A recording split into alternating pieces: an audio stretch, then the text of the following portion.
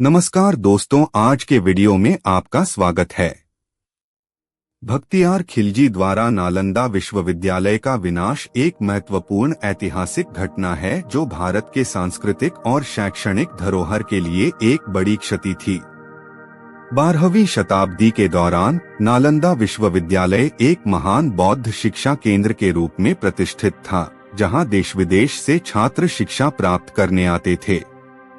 इसका निर्माण गुप्त वंश के शासनकाल में हुआ था और इसके अनेक पुस्तकालय, शिक्षण संस्थान और आवासीय परिसर इसे ज्ञान का अद्वितीय केंद्र बनाते थे।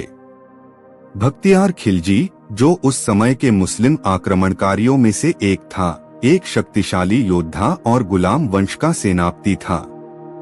उसने भारत पर हमला करने का मुख्य उद्देश्य सिर्फ राजनीतिक विजय और धन संपदा की प्राप्ति नहीं था, बल्कि यहाँ की संस्कृति और धार्मिक आस्था को समाप्त करना भी था। खिलजी ने इस क्षेत्र में कई बौद्ध मठों, मंदिरों और विश्वविद्यालयों पर आक्रमण किया। नालंदा पर आक्रमण का कारण धार्मिक असहिष्णुता और भारत की सांस्कृतिक जड़ों को कमजोर करना था। खिलजी ने नालंदा को पूरी तरह से नष्ट करने का आदेश दिया और इसके महान पुस्तकालयों को जलाकर ज्ञान के असीमित भंडार को राख में बदल दिया। ऐसा कहा जाता है कि इन पुस्तकालयों में आग लगने के बाद कई महीनों तक आग जलती रही, क्योंकि वहां लाखों पुस्तकों का संग्रह था। इस घटना ने भारतीय शिक्षा और संस्कृति पर गहरा प्रभाव डाला।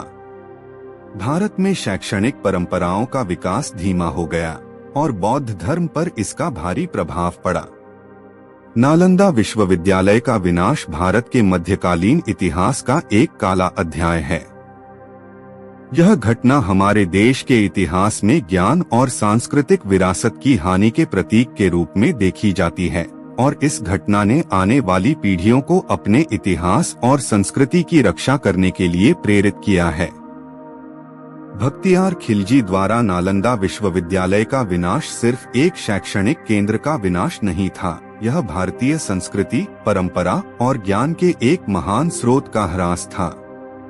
नालंदा विश्वविद्यालय का इतिहास, जो गुप्त वंश और हर्षवर्धन के शासनकाल में स्थापित हुआ था, लगभग 800 वर्षों तक ज्ञान और शिक्षा का केंद्र रहा। यहाँ पर हजारों विद्यार्थी और विद्वान न केवल भारत से बल्कि तिब्बत, चीन, कोरिया, जापान, श्रीलंका, इंडोनेशिया और फारस जैसे देशों से शिक्षा प्राप्त करने आते थे। इस विश्वविद्यालय में 300 से अधिक कक्षाएं, ध्यान केंद्र, पुस्तकालय, उद्यान और विशाल छात्रावास थे। इसकी शिक्षा प्रणाली अत्यंत उन्नत थी और यहाँ पर बौद्ध धर्म, चिकित्सा, गणित, खगोल विज्ञान, व्याकरण, साहित्य और अन्य अनेक विषय पढ़ाए जाते थे।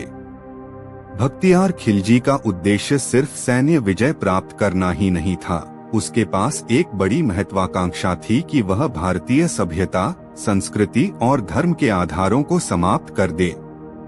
उस समय खिलजी जैसे मुस्लिम आक्रमणकारियों की विचारधारा में कट्टरता, धार्मिक असहिष्णुता और सत्ता की भूख ने उन्हें ऐसे कई सांस्कृतिक केंद्रों को ध्वस्त करने के लिए प्रेरित किया।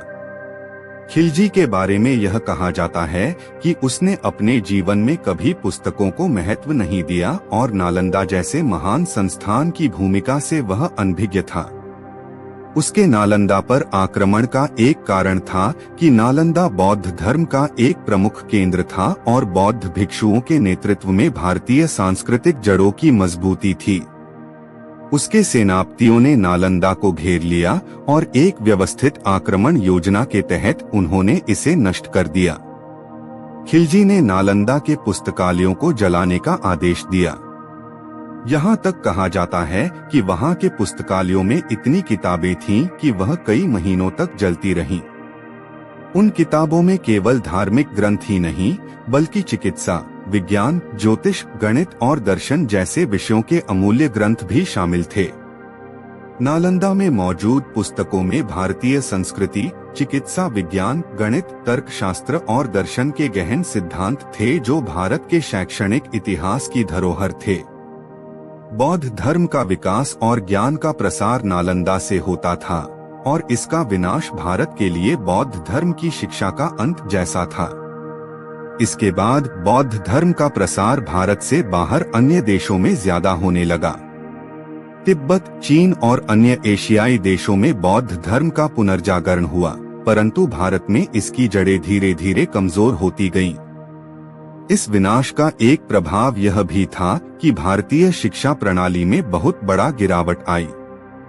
नालंदा विश्वविद्यालय के नष्ट होने के बाद भारतीय शिक्षा का प्रमुख केंद्र समाप्त हो गया और यह स्थिति तब तक बनी रही जब तक कि आधुनिक विश्वविद्यालयों की स्थापना नहीं हुई। भारतीय ज्ञान परंपरा और बौद्ध धर्म के प्रभाव के साथ ही यहाँ का सांस्कृतिक और धार्मिक महत्व कम होने लगा। नालंदा जैसे शिक्षण संस्थानों के नष्ट होने से भारत में एक युग का अंत हुआ और एक ऐसा शून्य उत्पन्न हुआ जिसे भरने में सदियों लग गईं। नालंदा का यह विनाश न केवल भौतिक रूप से एक विश्वविद्यालय का विनाश था, बल्कि एक पूरी ज्ञान परंपरा का अंत था। भारतीय शिक्षा पद्धति के इस अभूतपूर्व विनाश से आज भी हमें सीखने की जरूरत है कि अपनी सांस्कृतिक और शैक्षिक धरोहर की सुरक्षा और सम्मान करना कितना महत्वपूर्ण है। इस तरह की घटनाओं से यह भी संदेश मिलता है कि